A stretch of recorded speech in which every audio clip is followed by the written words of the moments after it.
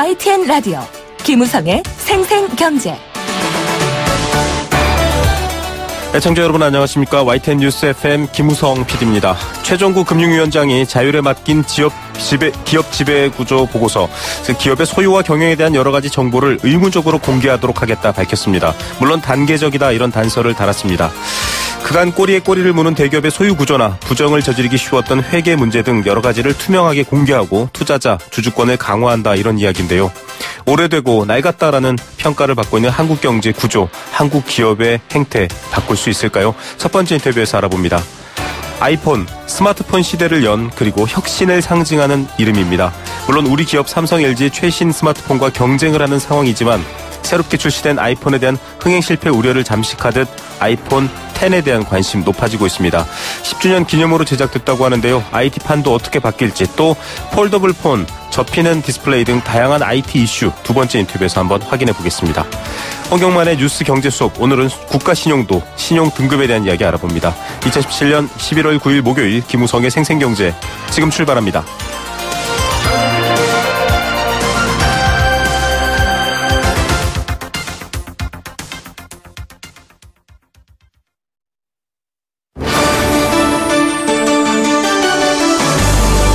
YTN 라디오 김우성의 생생경제.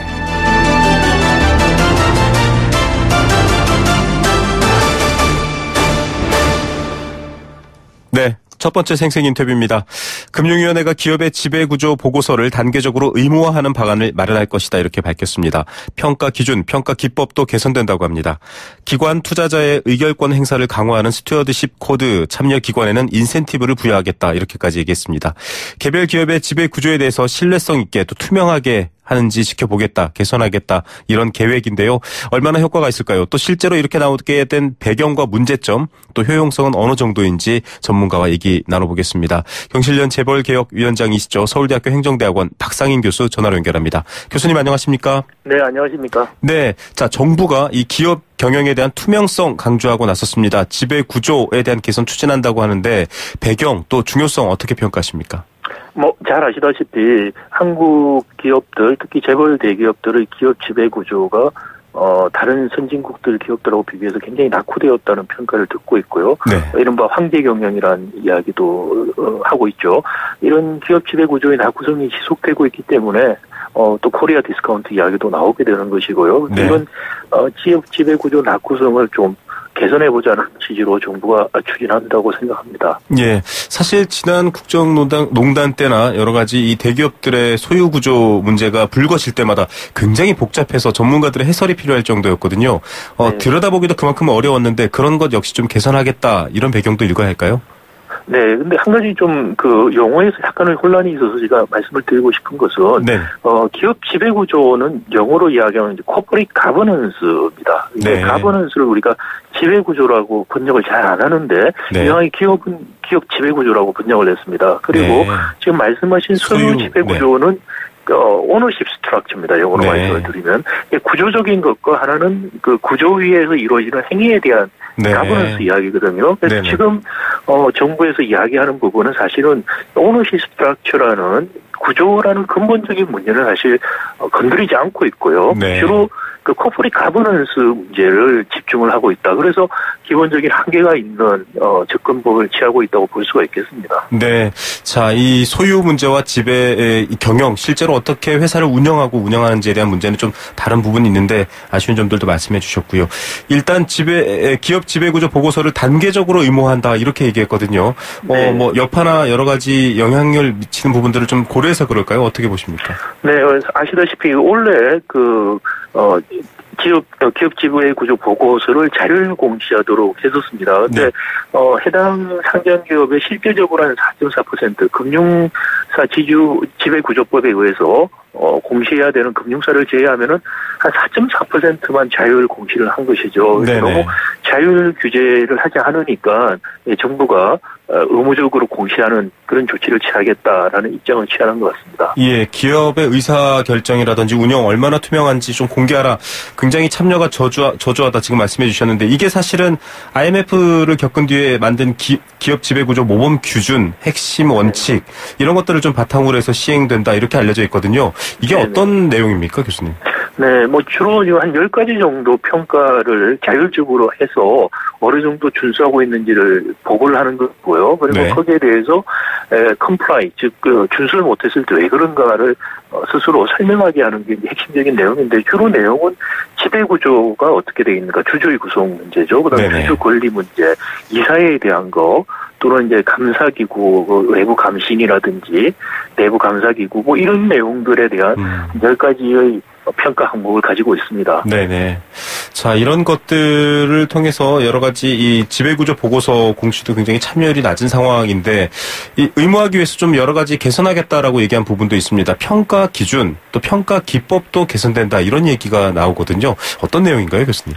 네, 한 10가지 아까 말씀드린 것 중에서 조금 더 구체적으로 보면은 이사회 같은 경우에 네. 감사위원회 부분들에 대한 부분들의 평가가 조금 약하다라는 거죠. 그래서 그걸 좀 더 강화하겠다는 것이고 또 보면은 말씀드린 데서 기업에서 위험 관리를 어떻게 한다는 부분은 지금 좀 빠져 있습니다. 네. 그런 것들을 좀 보완하겠다는 취지인 것 같습니다. 네, 자, 이 기관 투자자 의결권 행사 강화하는 스튜어드십 코드 이것도 여러 번 소개를 해드렸습니다만 스튜어드라는 단어를 풀어서 많이들 설명해 주셨는데 이 인센티브까지 제공하겠다 정부가 지금 밝혔거든요.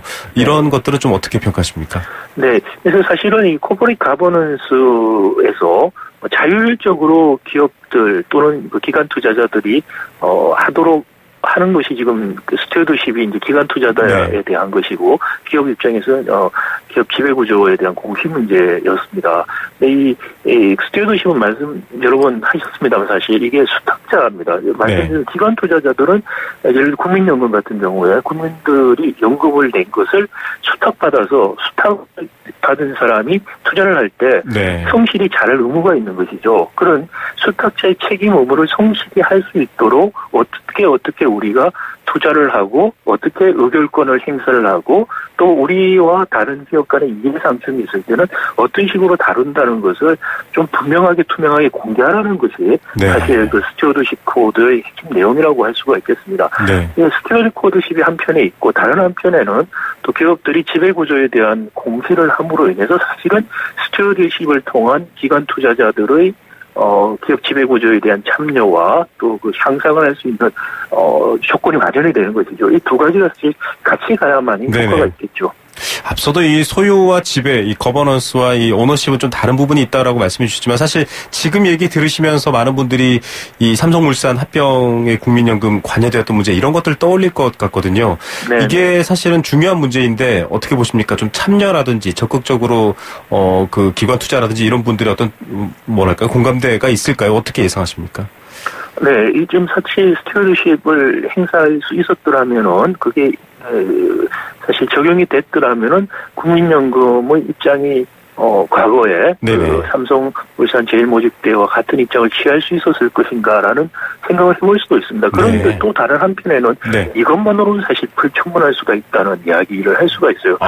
지금 말씀드린 것처럼 우리 기본적인 재벌 대기업들 경제력 집중이 강하고 또 소유 지배 구조가 굉장히 왜곡되어 있는 상태 그리고 이사회 구성 자체가 굉장히 왜곡되어 있는 상태에서 사실 이런 스튜어드십 코드라든지 기업 지배 구조 공시 문제 같은 형식적인 요건들이죠. 우리 이 사법의 이사회의 의견을 요건하는 걸 많이 도입했습니다. 기업 지배 구조 개선을 위해서.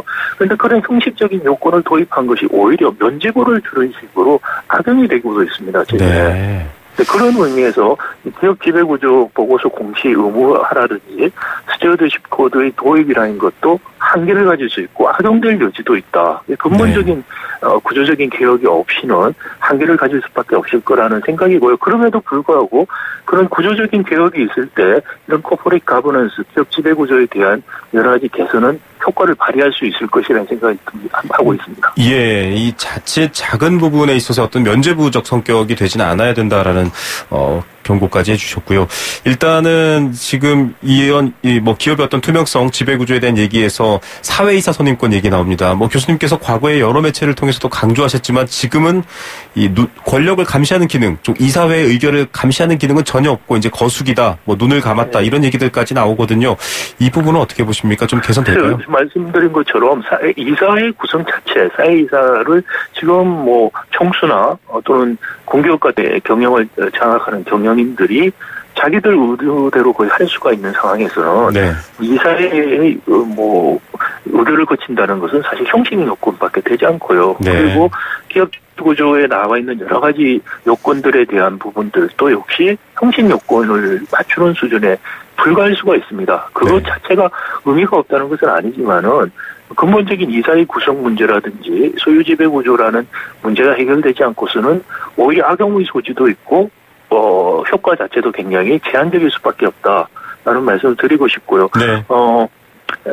우리 사실 그 이사회 관련해서요, 월드 에코노미 포럼에서 나오는 그 글로벌 컴패러티브니스 인덱스라는 게 있습니다. 거기에 네네.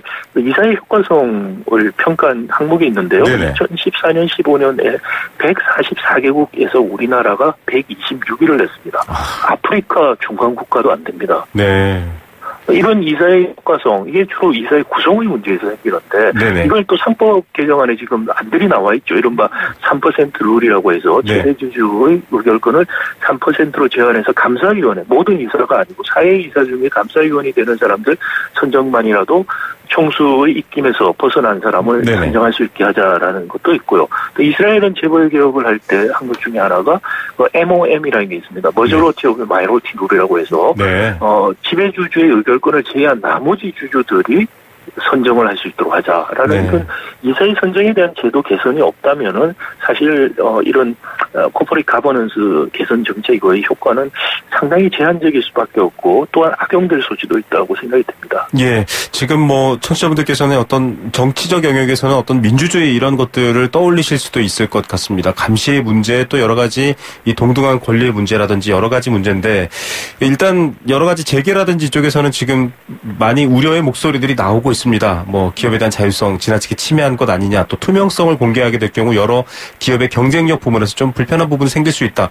이런 반론들도 있거든요. 이런 부분은 어떻게 보십니까? 네, 일단은 그 투명성 문제 말씀드리면은 이런 스탠더드는 그 선진 국가들에서는 다들 이미 갖고 있는 스탠더드입니다. 네. 우리가 이걸 공개한다고 해서 투명해진다고 경쟁력이 떨어진다는 것은 어불성설이고요. 네. 그리고 기업의 민감한 정보들을 공개하는 건 아닙니다. 이미 재무 공시 같은 것들을 통해서 하는 정보들이 더 기업 성과 관련해서라든지 재무 정보가 공개가 되고 있거든요. 네. 기업 지배구조 정보를 투명하게 한다는 게 경쟁력 오히려 강화시키면 강화시키지 이걸 네. 떨어뜨린다는 것은 어불성설이라고 생각이 되고요. 그리고 이게 기업의 투명성이라든지 정보 공개라는 게 경영을 어렵게 한다는 것도 어불성설입니다. 네. 경영이라는 것을 한계 경영처럼 마음대로 하는 것이 경영을 잘하는 것이 아니죠. 네. 말씀하신 것처럼 주주의 이익이 잘 반영이 될 수 있는 체크 앤 밸런스가 맞춰지는 게 바로 코퍼레이트 가버넌스의 기본 아이디어고 그게 지금 무너져 있어서 한계 경영이라는 이야기가 나오는 겁니다. 그거를 복원하기 위해서 이런 조치가 취해지고 제가 말씀드린 것은 이것만으로는 충분치가 않고 오히려 부작용이 날 수도 있는 것이다. 그래서 구조적인 것들이 같이 가야 된다는 말씀을 드린 것이고 그것은 기본적으로 주식회사 제도라든지 자본주의 시장 경제가 제대로 작동되게 하자는 네. 의미입니다. 참 이게 뭐 정확한 인과관계를 따질 수 없습니다만 이 국내의 유수 기업 오너 리스크가 생겨서 오히려 경영 일선에서 빠졌더니 오히려 더 뭐 주가가 올라간다던가 좀 독특한 상황도 비슷할 수 있는데요. 일단 뭐 여러 가지 회계 부정 같은 이 대우조선 사태를 통해서 많은 국민들이 겪었던 부분들 감사인 지정제도라든지 지금은 이제 회계를 감사를 하는 쪽을 이제 기업이 직접 뭐랄까요 갑의 입장에서 을을 고용하듯이 하기 때문에 좀 어려운 부분이 있는데 이 부분 개선해야 된다 목소리 많았거든요. 이번에도 좀 언급이 됐는데 어떻게 보십니까? 네, 그렇습니다. 이번에 사실 그 입법이 이번에 이루어졌고요. 네. 이번에 이야기한 것은 아마 스튜어드 코드를 도입하는 기관 투자자에게 유인해 주기 위해서 도입하면은 외부 감사인 지정을 요청할 수 있게 해주겠다 이런 유인을 주는 거죠. 근데 네. 외부 감사인을 몇 년에 한 번씩 도입하는 것은 이미 입법이 됐습니다. 그래서 네네. 외부 감사인 제도가 도입됨으로 인해서 회계 부족 문제가 어느 정도 좀 걸러질 수 있는 계기가 되지 않을까라는 생각을 갖고 있습니다. 네, 여러 가지 개선안 통해서 기업도 사회 혹은 정치처럼 좀 투명하게 어떤 민주적인 모습 보여야겠다라는 생각 가질 수 있었습니다. 교수님 오늘 말씀 감사드립니다. 네, 감사합니다. 네, 서울대학교 행정대학원 박상인 교수였습니다. YTN 라디오 김우성의 생생경제. 네, 함께 느끼는 우리 경제 공감사전입니다. 애청자 여러분들의 의견, 생각 함께 나누는 시간입니다. 단문 50원, 장문 100원의 정보 이용료 부과되는 샵 0945번 유료 문자 메시지입니다. 여기로 참여해 주셔도 되고요. 스마트폰 애플리케이션 예스로도 참여할 수 있습니다. 참여해 주시면 추첨을 통해 도심 속 꿈의 놀이터 일산 원마운트에서 워터파크 스노파크 이용권 선물로 드립니다. 앞서 이 기업 지배구조 개선, 즉 기업이 투명하게 어떻게 의사결정을 내리고 어떻게 운영되는지를 잘 들여다볼 수 있게 하겠다. 부정을 저지르거나 잘못하지 않게 하겠다라는 정부의 이 지배구조 개선안 얘기했는데요. 용어도 좀 어렵고 사실 복잡한 얘기가 많습니다. 아주 익숙한 얘기들은 아니죠. 지배구조, 앞서도 이 박상인 교수께서 설명해 주셨지만 기업 경영의 통제에 관한 시스템 이렇게 또 풀어서 말할 수 있습니다. 경영에 직간접적으로 참여하는 주주, 경영진, 근로자 등 이 이해 집단 간의 이해관계를 조정하고 규율하는 제도적 장치다 이렇게 이해할 수도 있겠죠. 1960년대 미국에서 기업의 비윤리적인 또는 비인도적인 행동을 억제한다는 의미 문맥에서 이 기업 지배구조라는 말이 사용됐다고 합니다. 이 OECD는 기업 지배구조를 95년부터 본격적으로 논의했습니다. 주주의 권리와 동등한 대우, 기업 지배구조에서 이해관계자의 역할, 투명성, 이사회 여러 가지 마치 국가를 운영하는 것처럼 회사도 그렇게 투명하게 합리적으로 운영해야 된다라는 원칙 혹은 바람을 통해서 우리도 이 IMF 위원회는 더 본격적으로 만들어졌는데요.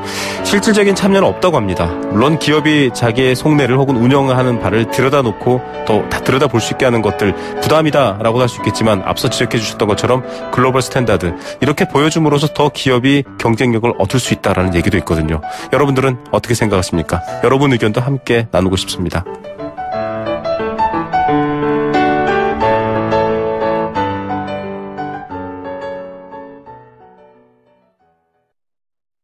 네, 생생경제 1부 포스코와 함께했습니다. 캠페인 하나 듣고 이 시각 주요 경제 뉴스들 정리해드립니다.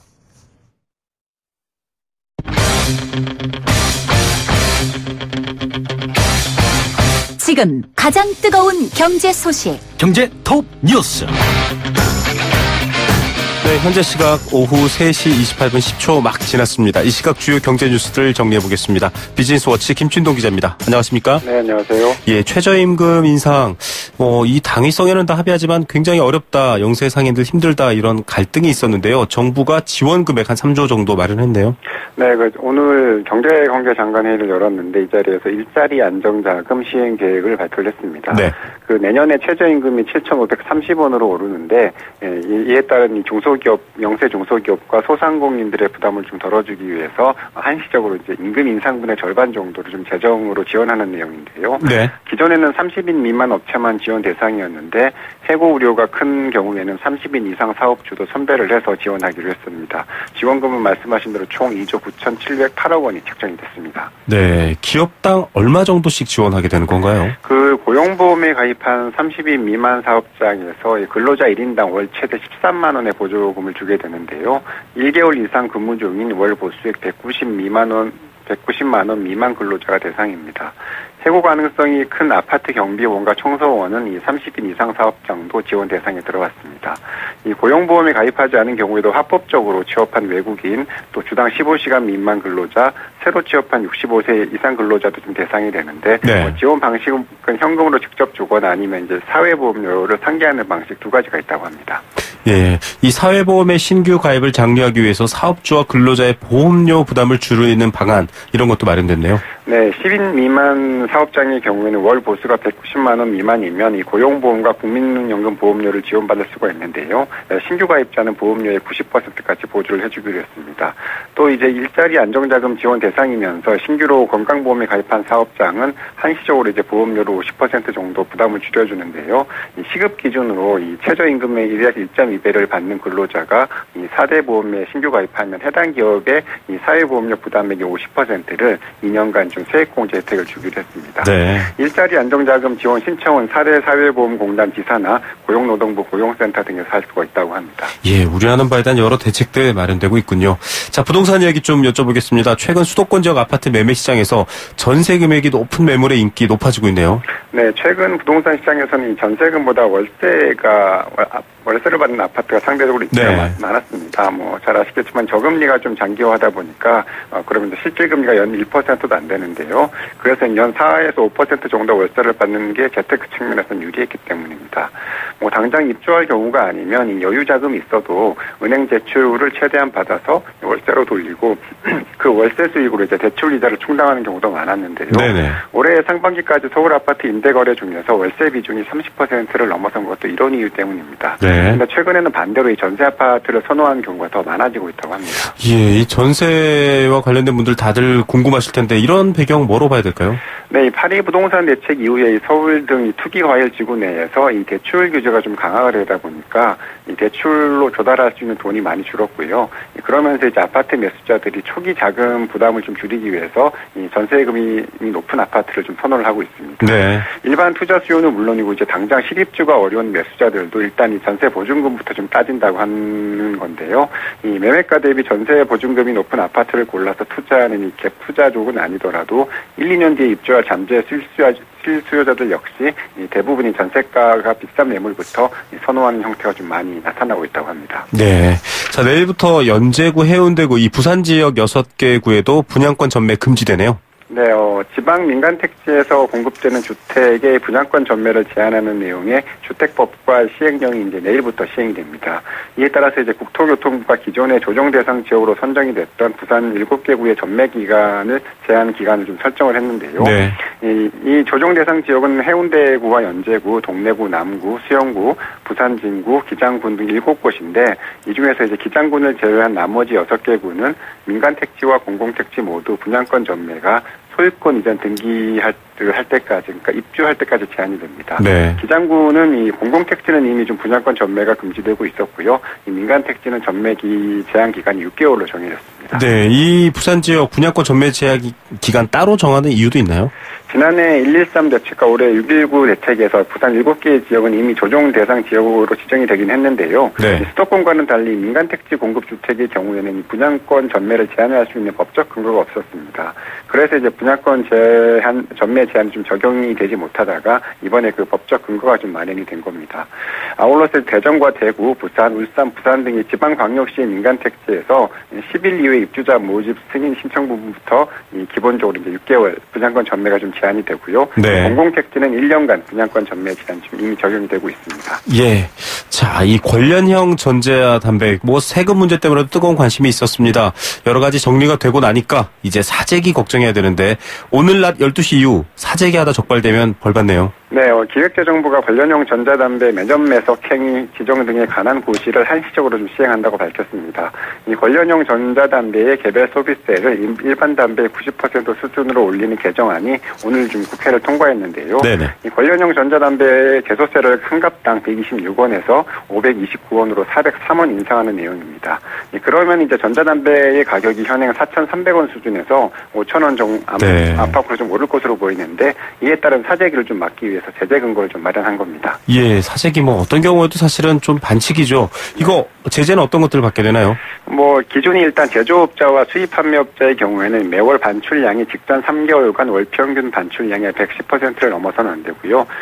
도매업자와 소매인은 매월 총 매입량이 직전 3개월간 월 평균 매입량의 110%를 넘어설 수 없도록 정했습니다. 네. 이를 위반하면 2년 이하의 징역 또는 5천만 원 이하의 벌금을 물릴 수 있도록 했는데 담배 시장의 유통 질서를 유지하기 위해서 필요하면 시도에 이제 매점 매석 신고센터를 운영을 하고 정부 합동 점검반도 좀 가동하기로 했습니다. 네. 자, 올해 김장 비용도 알아봤는데 22만 원대로 조사됐네요. 네, 한국농수산식품유통공사가 김장에 주로 이용되는 농수산물 13개 품목의 가격을 조사했는데요. 올해 김장 비용은 지난 8일 기준으로 전통시장은 22만 5천 원, 대형 유통업체는 23만 7천 원대로 조사가 됐습니다. 지난해와 비교하면 각각 6.3%와 11.2% 하락한 건데요.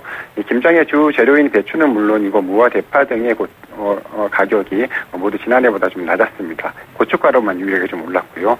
이번 조사는 전국 19개 지역 전통시장 지역에서 전통시장 18곳, 대형 유통업체 27곳을 대상으로 진행을 했는데 김장 규모는 4인 가족 배추 20포기를 기준으로 했다고 합니다. 예, 자 오늘의 톱뉴스는 어떤 것 선택하시겠습니까? 최저임금 보조금 기사를 꼽고 싶은데요. 내년에 최저임금이 16% 넘게 오르면서 사업주들의 부담이 커진 만큼 이제 보조금이 일정 부분 필요하긴 한데요. 정부가 이제 앞으로 매년 최저임금을 큰 폭으로 올릴 예정인데 그때마다 이제 보조금을 계속 늘리기는 어렵다는 점에서 보완책 마련이 좀 필요해 보입니다. 네, 오늘 뉴스 감사드립니다. 네, 감사합니다. 비즈니스워치 김춘동 기자였습니다.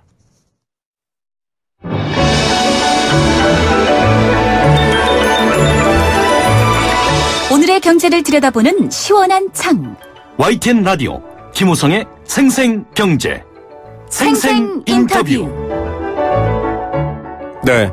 자, 자동차 운전을 하시거나 댁에서 혹은 직장에서 FM으로 YTN 라디오 듣고 계신 분들도 계신데요. 요즘 보면은 스마트폰으로 듣는 분들도 참 많습니다. 이제 스마트폰 정말 손 안에서 뗄 수 없는 물건이 되어버렸죠. 그 시대를 연 게 사실 애플의 아이폰이다 이런 평가를 하고 있습니다. 스마트폰 생태계를 열었고 또 새로운 혁신 기술을 발표하면서 많은 관심을 모으고 있었죠. 국내에서도 많은 사용자를 갖고 있기도 합니다. 올해가 10주년이라고 합니다. 이 10주년을 기념해서 만든 아이폰 X 예정보다 빨리 한국에 출시될 거라고 하고요. 가격을 비롯해서 여러 가지 또 쟁점들도 만들어지고 있습니다. 어떤 배경인지 또 국내 스마트폰 경쟁 상황과 비교해서 한번 이야기 들어보고요. 또 여러 가지 관련 기술도 최신 기술들이 나타나고 있습니다. 트렌드 및 동향도 알아보는 시간 마련했습니다. 지금 YTN 라디오 스마트폰 애플리케이션 예스로 듣고 계신 분들은 귀 더 쫑긋 세우시면 좋을 것 같습니다. IT 뉴스 김들풀 편집장 전화로 연결합니다. 안녕하십니까? 네, 안녕하십니까? 예, 아이폰 출시가 벌써 10주년인데요. 이게 사실 굉장히 많은 변화와 영향을 미쳤거든요. 이제 더 이상 전화가 아닌 게 돼버렸는데 한 10년 정도 의미 정리해 주신다면 어떻습니까? 우선 스마트폰이 가져온 혁명인데요. 10년 동안에 거의 완벽하게 스마트폰이 우리 생활의 모든 중심으로 자리 잡았죠. 네네. 정확히 이제 2007년 1월 9일에 이제 공개했잖아요, 아이폰이. 네네. 그런데 이 애플이 iOS라는 운영체제하고 앱스토어까지 이게 모바일 생태계를 만들면서 거의 모든 거를 이제 다 쥐어잡았다 이렇게 이제 평가할 수 있고요. 네네. 그다음에 심지어 엔터테인먼트까지도 즐기는 걸로 이제 그 변화를 가져왔죠. 근데 중요한 거는 이 산업 생태계가 굉장히 많이 바뀌었다는 거예요. 네네. 예컨대 이전에는 이제 에너지 공룡 기업들이라고 얘기하는 이런 기업들이 이제 글로벌 시가총액 1, 2위 했던 이런 기업들이 다 사라지고, 네. 바로 이제 애플, 그 다음에 구글 알파벳이나 페이스북, 심지어 이제 그 아마존, 알리바바 같은 이런 전자상거래 업체까지도 거의 이제 10위권 안에 이제 진입하면서 거의 완전 탈바꿈 이렇게 됐다고 볼 수가 있죠. 예, 자, 경제 지형까지 바꿔놨습니다. 지금 모든 기업들도 이 소비자들의 손끝 그 터치, 클릭에 사활을 걸고 있다 이런 움직임까지 바꿔놨는데 일단은 이 아이폰의 의미, 아이폰으로 촉발된 스마트폰의 의미 잘 설명 들었습니다. 17일부터 이 아이폰 X 사전 예약에 들어간다.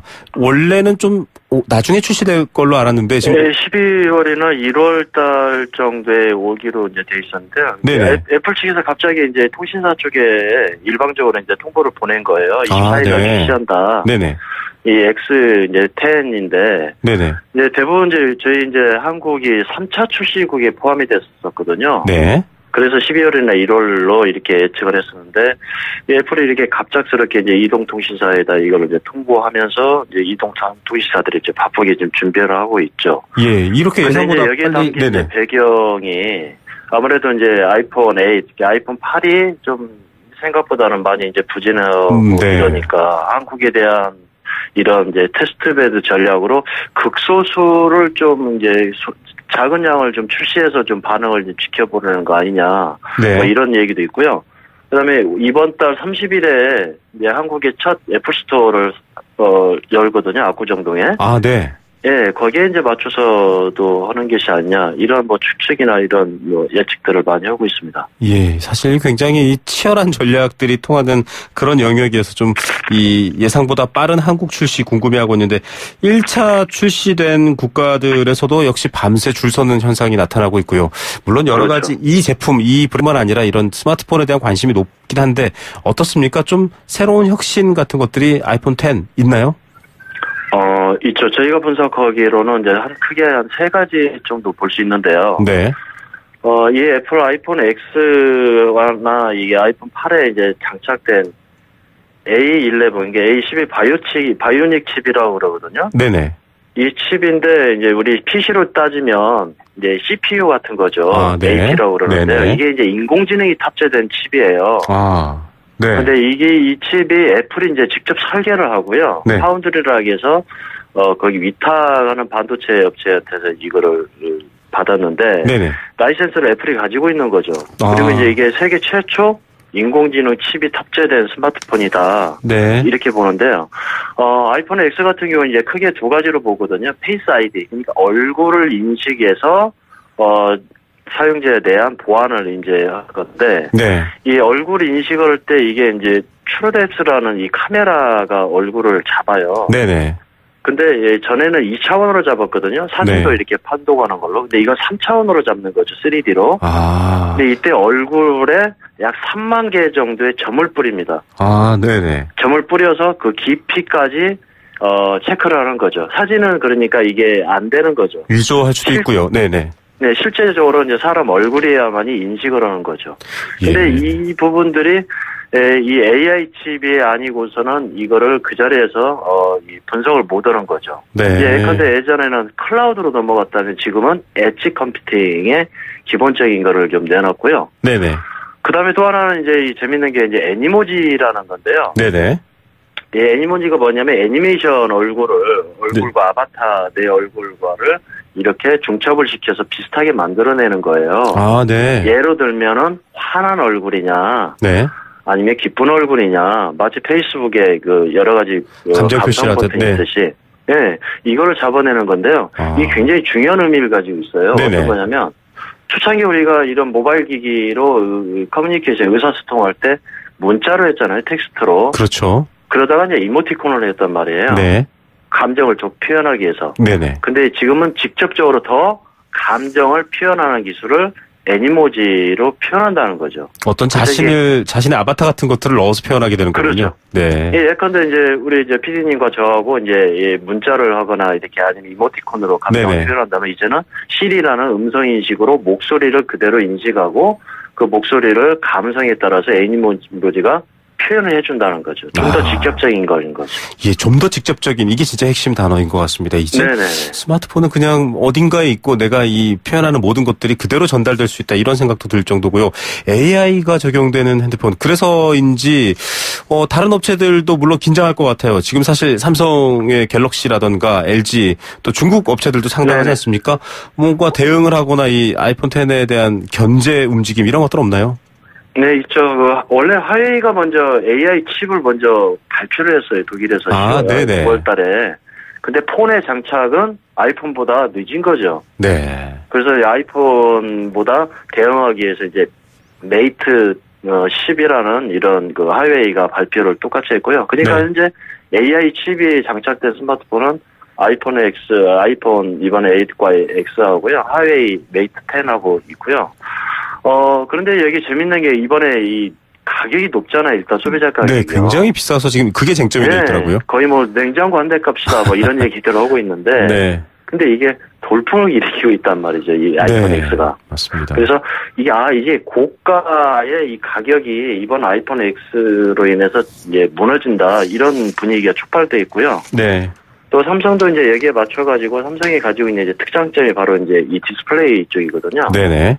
바로 이제 그 폴더블이라는 이 디스플레이인데 말하자면 그냥 잡히는 거죠. 휘어지거나 잡히는. 그러니까 지금은 그냥 이렇게 손바닥처럼 딱딱한 이 유리로 되어 있는 건데요. 이게 지금 막 자유자재로 접힐 수 있다 이 얘기인 거죠. 네, 이미 2012년, 23년도부터 이런 프로토타입이 많이 나왔고요. 아. 소개도 많이 됐었습니다. 네네. 근데 이게 삼성에서는 원래 이제 내년에 출시를 하겠다라는 이런 의지를 좀 갖고 있는 걸로 보이고 있고요. 네. 근데 또 여기 더불어서 애플도 LG 디스플레이하고 협력을 해서 내년에는 이런 이제 폴더블을 좀 내겠다 이런 지금 방향으로 가고 있는 것 같습니다. 예, 이 폴더블 폰이 휘어진다라는 게 지금 뭐 한 5번 정도 접을 수 있다. 그래서 뭐 이렇게 스마트폰 크기로 들고 다니다가 뭐 약간 태블릿 PC만 해진다 이런 얘기들도 나오고 있는데 네, 그렇죠. 뭐 여러 가지 편의성도 있겠지만 이런 디스플레이 이게 굽히고 접히는 디스플레이 기술이 등장하고 그래서 좀 기대해 볼 수 있을 만한 효과 어떤 것들이 있나요? 이 기술이 의미하는 바가 뭘까요? 근데 이게 이제 혁신을 가져올 거냐라는 거죠. 네네. 아이폰 X 같은 경우에는 이제 기술에 대한 혁신들이고 삶에 또는 업무에 이게 적용되는 기술들이 지금 적용되는 거거든요. 네. 근데 과연 이게 상용화가 됐을 때 많은 이제 유저들이 이거 사용성에 대해서 어떻게 가져갈 것이냐. 이 부분이 가장 큰 관건인 것 같아요, 사실은. 아, 네. 이 정말로 혁신이 실제 생활에 적용되느냐의 부분도 있는 것 같습니다. 이렇게까지 진화되고 지금 말씀해 주신 뭐 엣지 컴퓨팅 같은 얘기까지 듣다 보니까 이 앞으로 스마트폰 혹은 이 모바일 기기 통신 어디까지 진화할 수 있을까 이런 생각도 드는데 어떻게 전망하십니까? 일단은 크게 한 2가지 정도로 이제 내다볼 수 있을 것 같아요. 네네. 말씀하신 것처럼 접고 당기고 뭐 밀어 넣기도 하고 이런 이제 플렉시블 네. 이런 이제 스마트폰이 이제 나올 준비가 될 것 같고요. 두 번째는 이제 이 두께거든요. 아, 네. 지금까지 이 두께가 매년 1년에 한 1mm씩 줄어들었었거든요. 네. 지금 4mm까지 왔는데 향후 한 5년, 10년 뒤면 거의 1mm까지 가지 않겠느냐. 아, 네. 이렇게 되는 거죠. 이제 미국의 유명한 이 컨설팅 회사는 이제 그런 얘기도 하고 그랬는데요. 조만간 이제 스마트폰이 클라우드에 접속한 클라우드 폰이 될 것이다. 이렇게 예측을 하는 거죠. 네. 자, 이 클라우드 정말 접속만 하면 내가 최고급 정보와 기술을 쓸 수 있는 것에서 엣지 컴퓨팅까지 정말 얼마나 빨리 변해가는지도 살펴봐야 될 것 같네요. 오늘 말씀 감사드립니다. 네, 감사합니다. 네, IT 뉴스 김들풀 편집장이었습니다.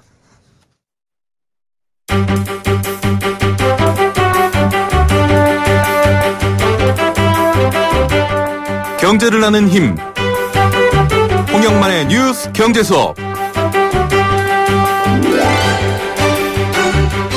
네, 앞서 IT 관련된 인터뷰 보내드렸는데요. 이 빠른 기술 변화만큼 또 중요한 건 좀 그 핵심을 잘 파악하는 것 아닐까요? 매주 목요일 이 경제의 핵심을 파악할 수 있는 시간 준비했는데요. 홍영만의 뉴스 경제 수업. 오늘도 서울여대 경제학과 홍영만 교수 연결합니다. 안녕하십니까? 네, 안녕하세요. 예, 이런 뉴스 나올 때마다 뭐 좀 기분 좋아하시는 분들도 있는데 우리나라 국가 신용 등급 얘기입니다. 지금도 네. 좀 좋다, 뭐 굉장히 좋게 평가받고 있다는 얘기가 있는데 10년 전보다 3등급이나 뛰었다 이런 보도도 있거든요. 어떤 정도 예. 수준입니까? 네, 그렇습니다. 얼마 전에 이제 9월에 S&P에서 저희 국가 신용 등급을 발표를 했는데 네. 거기에서 A 2개인데요. AA의 평가 등급을 받았어요. 이거는 AAA, AA 플러스에 이어서 이제 S&P가 주는 등급 중에서는 3번째로 높은 등급이죠. 네네. 그래서 무디스로부터도 이제 3번째로 그렇게 높은 등급을 받았고, 또 다른 이제 세계적인 신평사인 피치로부터는 이제 4번째로 높은 등급을 받았습니다. 근데 이거는 영국이나 프랑스와 같은 등급이고요. 네. 일본이나 중국보다는 2단계나 높은 아주 좋은 평가입니다. 네네. 그래서 우리가 이제 보통 선진국 클럽이라고 하면 OECD를 생각하지 않습니까? 네네.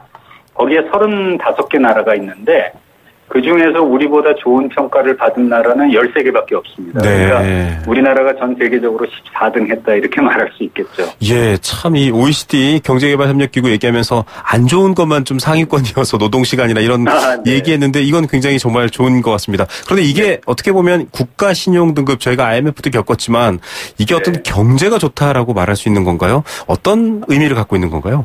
네, 이게 이제 기본적으로는 한 나라가 채무를 이행할 능력과 의사가 얼마나 있느냐. 그러니까 뭐 이제 빚을 얼마나 잘 갚을 수 있느냐. 네. 그걸 이제 등급으로 표시를 한 겁니다. 그러니까 우리가 성적표 받으면 옛날에 수미양과 같듯이 네네. 그런 등급을 표시한 건데요. 평가 요소는 이제 정치적인 요소하고 경제적인 요소 둘로 나뉘어져 있습니다. 아, 네. 예, 그래서 정치적인 요소는 얼마나 정치가 안정돼 있느냐. 그다음에 국가 안보상의 위험 요인은 없느냐 하는 거가 정치적인 요소고요. 네. 경제적인 요소는 이제 경제 성장률이 얼마나 탄탄하냐. 네. 그다음에 공공 채무는 많지 않느냐. 그다음에 외채나 이런 거는 적고 외환 보유고는 높냐. 이런 거를 가지고서 평가를 하는 겁니다. 그런데 이번에 그 한국이 10년 만에 그 3단계나 점프를 할 수 있었던 것은 네.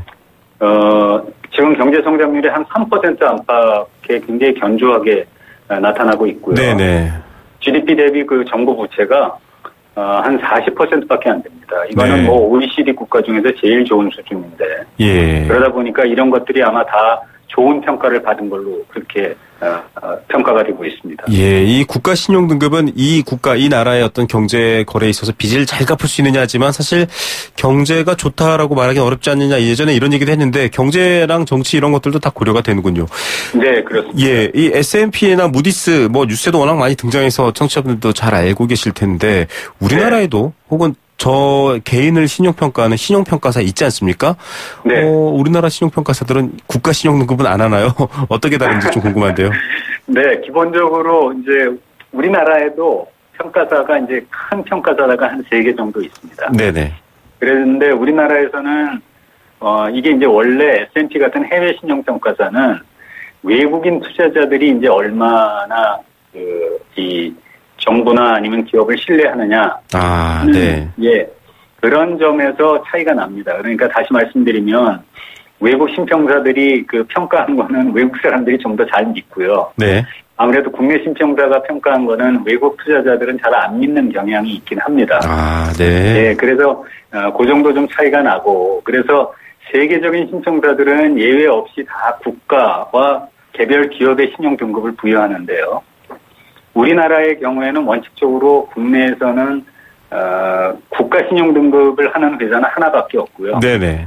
네, 대부분은 이제 조금 전에 그 진행자께서 말씀하신 것처럼 기업이나 개인에 대한 신용 등급을 부여하는 것을 주로 하고 있습니다. 네. 그런데 이제 이 국내 3대 신평사가 모두 이 S&P나 무디스 같은 세계적인 신평사하고 사실은 업무 제휴가 맺어져 있어요. 네. 예, 그러다 보니까 등급 산정이나 평가 기법이나 이런 걸 공유하고 있기 때문에 뭐 별 차이가 없다 이렇게 보시면 될 것 같습니다. 예, 자, 이 투자자 문제 뭐 여러 가지 돈이 오고 가는 문제이기 때문에 신뢰가 중요할 텐데 채권 발행 때도 신용 등급이 영향을 미친다는 건 아닌가요? 어떤 네, 정도의 영향을 맞습니다. 미치게 되나요? 예, 그러니까 앞에서 이제 말씀드린 것처럼 신용 등급이 높다고 하는 말은 채무를 이행할 능력이 높다는 뜻이거든요. 네. 그래서 이제 당연히 채권을 발행할 때 네. 더 싸게, 다시 말하면 낮은 이자율로 돈을 빌 수 있다는 뜻입니다. 개인의 경우로 비교해봐도 신용등급이 높은 분들이 좀 이자가 우대받는 거랑 비슷한 거군요. 네, 똑같습니다. 네. 예. 그래서 지금 우리나라가 장기 외채가 한 3천억 불 되거든요. 네네.